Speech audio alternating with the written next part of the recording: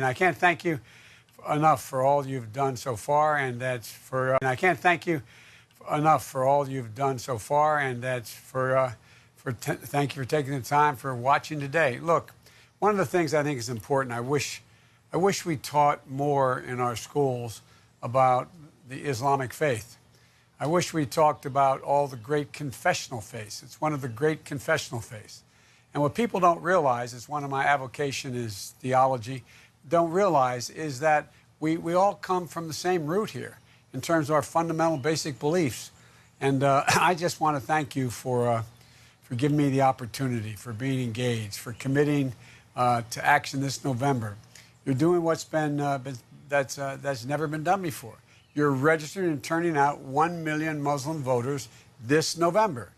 It matters. Your voice is your vote. Your vote is your voice.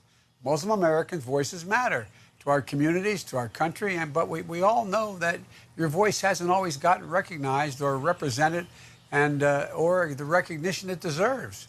And that's your right as a citizen. You know, what you're doing is making a real difference. I mean that. Look, this weekend I lost a friend, but we lost a champion for civil rights of all people. A tireless advocate for making sure every single person could access the power of their vote. The great Congressman John Lewis. You know, from the time he first marched with Dr. King until his last march last month with Black Lives Matter, he understood viscerally that the rights and freedoms of all people are connected. We're all connected. And no one is free while other people are oppressed. You know, it was no surprise that when Donald Trump announced the Muslim ban during his first week in office, John went directly to Hartsfield International Airport in his home district in Atlanta to demand answers of immigration officials. They wouldn't tell him how many people were being detained.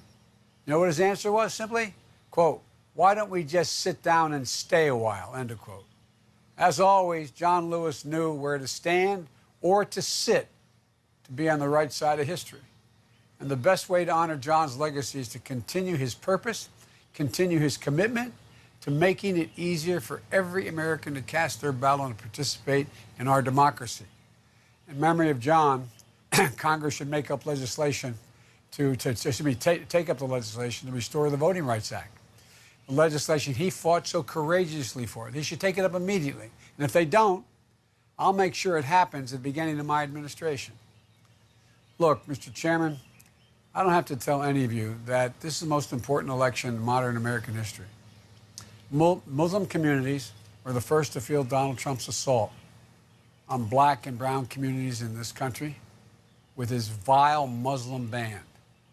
That fight was the opening barrage in what has been nearly 4 years of constant pressure and insults and attacks against Muslim American communities, Latino communities, black communities, AAPI communities, Native Americans.